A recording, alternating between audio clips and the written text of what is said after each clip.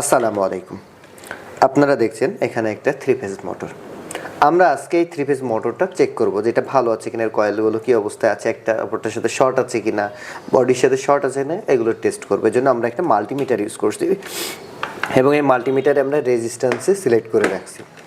আপনারা জানেন three phase মোটরে তিনটা টার্মিনাল, 3 দুগুণ 6টা প্রান্ত থাকে, যে পাশে 3টা এই পাশে 3টা, 6টা টোটাল প্রান্ত থাকে। তাছাড়া 3টা কয়েলের 2টা করে প্রান্ত এবং এই বেসিক্যালি এই কয়েলটা আমরা জানি এরকম আড়াআড়ি সংযোগ থাকে, কিন্তু সবসময় সবগুলোতে একই রকম নাও থাকতে পারে।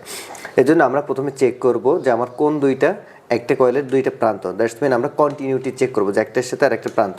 তো আমরা সেজন্য ফার্স্ট অফ অল আমার একটা প্রোব এই যে এখানে দিলাম, এটা যদিও লেখা আছে এখানে V2, আমি এটাতে ধরতেছি, আমার মিটারে কোনো পার্ট দিচ্ছে না। আমি এটাতে ধরতেছি তবুও কোনো পার্ট দিচ্ছে না। আমি এটাতে ধরতেছি, এটাতে একটা মিটারে পার্ট দিচ্ছে, যে আমরা দেখতে পাচ্ছি 21.9 একটা পার্ট দিচ্ছে। আচ্ছা, তারপর আমরা বুঝতেছি এই দুইটা হচ্ছে একটা কয়েলের 2 প্রান্ত, তার মানে V1 V2।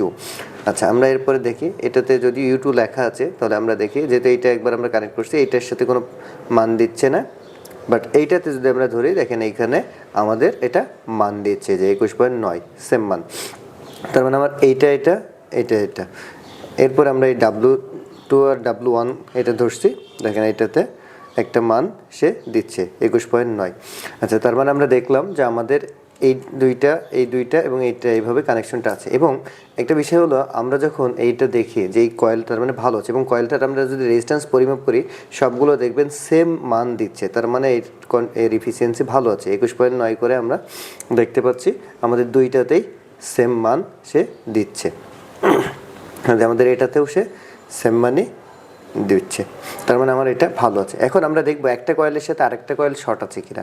সেজন্য আমরা যে কোনো একটাতে ধরলাম, এর পাশেরটাতে আমরা দিলাম, এই পাশেরটাতে আমরা দিচ্ছি, এটাতে দিচ্ছি, মানে এর যে কয়েল এই দুইটা কানেকশন ছাড়া বাকি কোনোটাতে সে আমাকে পার্ট শো করতেছে না, তার মানে এটার সাথে কোনো কয়েলের শর্ট নাই। আমরা এই কয়েলটার সাথে যদি দেখি, এটার সাথে এর পাশের কোনোটা শর্ট আছে কিনা, যে এটাতে নাই, এটাতে নাই, এটাও না, এবং ইভেন এইটাতেও না।